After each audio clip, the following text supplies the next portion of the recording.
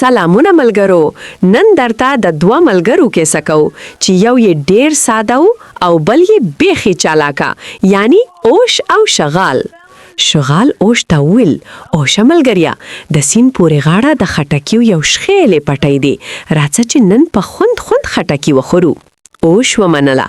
شغال یې په شا کړو او دواړه پټي ته نووتل. اډه، خټکي خو بیخي بوره و. شغال خو وړکی و، زر موړ شو. اوش ته یې وویل: اوشه، زما یو عادت دی چې کله موړ شم نو په لوړ اواز سندرې وایم.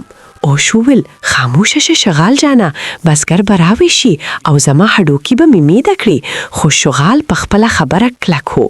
شغال ونه منله او په لوړ اواز یې چیغې پیل کړې.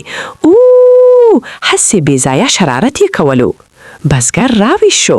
داړه باړه شغال خو تیز وتښتېدو، خو غریب اوش بیخي ډېر لرګي وخوړل. کله چې بیرته سیند ته راغل، شغال بیرته د اوش په شا شو. اوش غلی و، خو په زره کې یې خپله بدله پلان کړې وه. د سیند په نیمایي کې اوش وویل: شغال ماما، زما هم یو عادت دی چې کله خشې ډکول وخورم نو په اوبو کې غوپې وهم. شغال په ژړا شو: نه اوشه، مړ بشم، ډوب بشم. خو اوش په اوبو کې کښېناست. سپلاشینګ ساوندز. شغال په اوبو کې لاهو شو او اوش ورته وویل چې ستا سندرې عادت و، نو زما غوپې وهل هم عادت دی.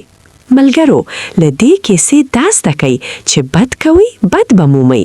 د مکارو ملګرو نه ځان وساتئ. که دا کیسه مو خوښه شوې وي نو سبسکرایب بټن ووهئ او له مو سره پاتې شئ. مننه.